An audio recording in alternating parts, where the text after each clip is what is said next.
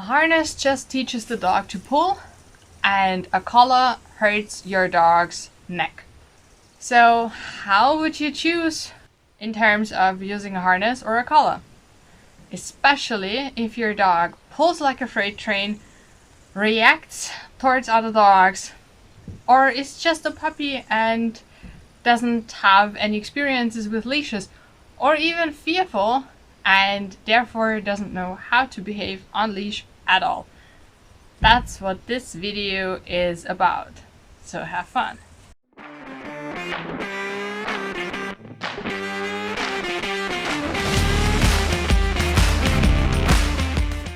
Alright, so my lovely assistant today is Ellie, because she's just perfect for showing this stuff. And Kalumi is with me just because she's cute. Alright, in my opinion, harness is always a better choice than a collar. Why? Because as soon as there is tension on the leash, and we can never prevent that fully, right? So, for example, our dog sees another dog, and even if he is trained already and knows how to behave, there can be a first instinct or a first reaction with, oh hey, another dog, and he jumps a little bit and the leash shortens and there is a pull on whatever the leash is attached to. So if this is a collar, what the collar does is it puts pressure here on our dog's neck. And there are very sensitive structures in our dog's neck. They are not as strong as we are because we walk upright, right? Our dogs do not. So the neck is not as strong as ours. And if we continue to put pressure on this neck, we will have medical issues in the long run. Now, what also happens if our dogs pull with a collar, or if they lunge at other dogs, is that they jump forward like this and the collar puts them back. So what this does is it puts the dog in a very weird position and makes them look more frightening to the other dog. So this is an accident that is just waiting to happen, right? And for fearful dogs, a collar is never safe enough. So they can slip out of a collar even if it is a martingale collar or something like this, where there is a stop and it just tightens a little bit. They can still slip out of that. So for those dogs, we need a harness and a collar, and the harness has to be a safety harness. So it's not just a harness like this, but a harness that has a second strap here. And that prevents the dog from slipping out. And for the harness in general, I recommend harnesses that fit really well. So they have to be Y-shaped. Here in the front, we have a Y. And this is the only shape of harness that fits a dog. There are harnesses with a strap here across the chest. And they, on one hand, if they don't have this strap, they slip up and then they choke the dog as much as a collar would. And even if they stay here, so if they have this strap, but they are across the chest, they block the shoulder here.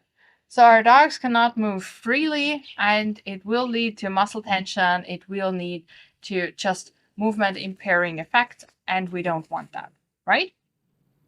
So the shoulder has to be free, and we have to have a Y shape here. Now, if we stay at the front, I like to have a front ring, because with very strong dogs, you might not feel comfortable with just having the leash attached to the back of the harness, because the dog is stronger with that, right?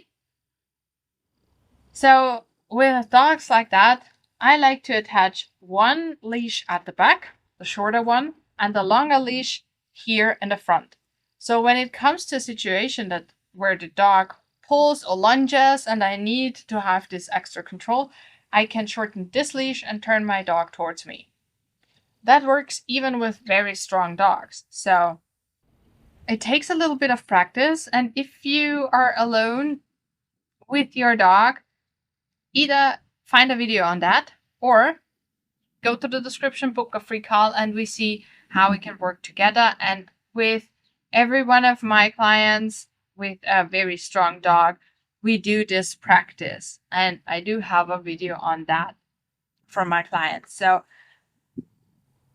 this is just something that needs a little bit of training, but it is the safer and more comfortable choice.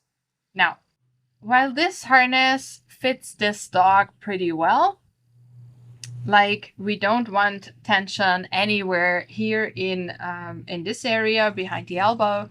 We don't want any chafing. We don't want the harness to just pinch or whatever. And I would not really recommend it because I think it is not very comfortable because there is no padding on it. And I want my harnesses to be very soft and very comfortable for my dog. So I want them to be padded, especially under the clips and especially under the rings in the front and at the back, so that my dog can just feel comfortable in it. Even if there is tension on the leash, and we can never prevent that fully because who knows, right? There is always anything that can happen. Our dogs can get startled, or we have a puppy who doesn't know how to walk on a leash.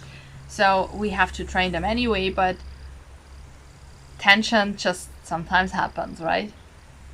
And if your dog doesn't know a harness yet, or doesn't know anything on his body yet, we need to get them used to it in a very sensitive way so they don't get scared of it, because there are way too many dogs out there who run away as soon as they see their harness. And again, if your dog is already at that stage, get help. And we can get your dog to like his harness again, or a harness again, but it has to be done carefully. Alright? So if you have any questions, let me know in the comments or via email. And I wish you a lot of fun with your dog, with your equipment. And let's be honest, shopping for new dog equipment is just awesome. So enjoy that, and we'll see each other next time. Bye.